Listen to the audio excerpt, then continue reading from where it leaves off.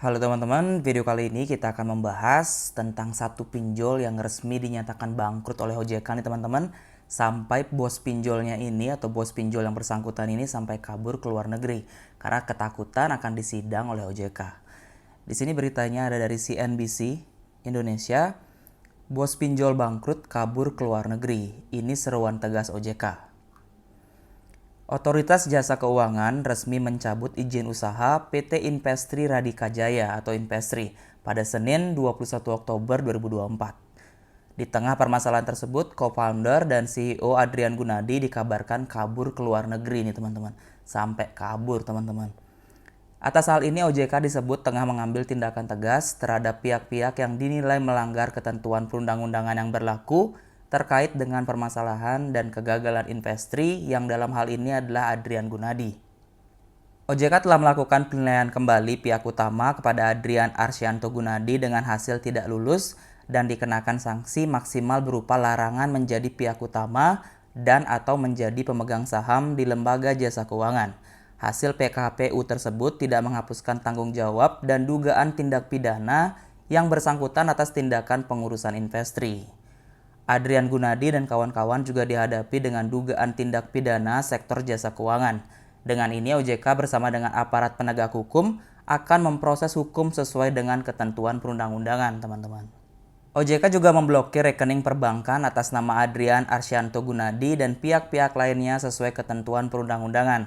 Di sisi lain, OJK juga melakukan penelusuran aset Adrian Gunadi dan pihak-pihak lainnya pada lembaga jasa keuangan untuk selanjutnya dilakukan pemblokiran sesuai ketentuan perundang-undangan.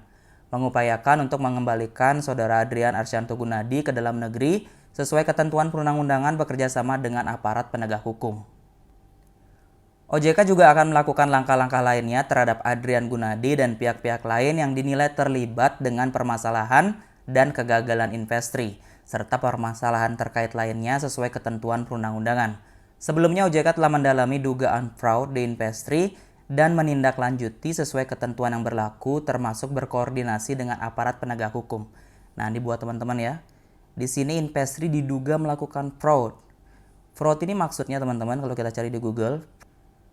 Fraud adalah tindakan penyimpangan atau pembiaran yang sengaja dilakukan untuk mengelabui, menipu atau memanipulasi bank, nasabah atau pihak lain yang terjadi di lingkungan bank dan atau menggunakan sarana bank sehingga mengakibatkan bank, nasabah, ataupun pihak lain menderita kerugian teman-teman.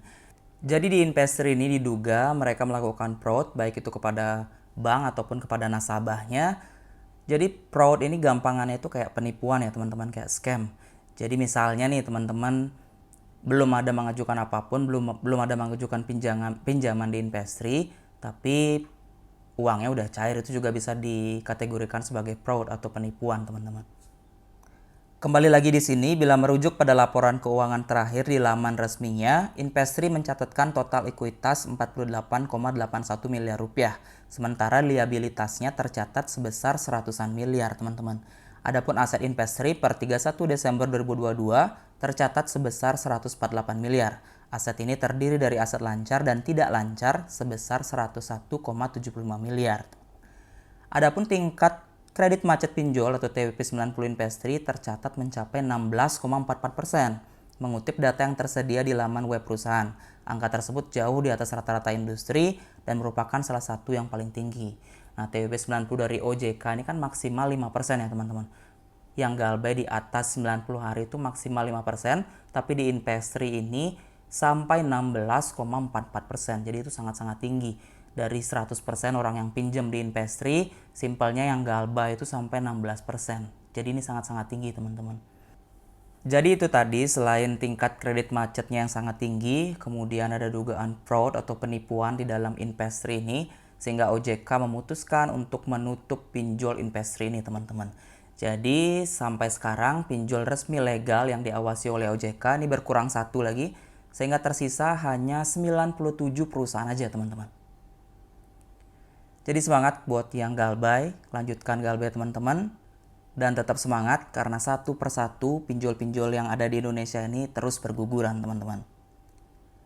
Mungkin segitu dulu video kali ini, semoga bisa bermanfaat. Mohon maaf jika ada salah-salah kata. Terima kasih.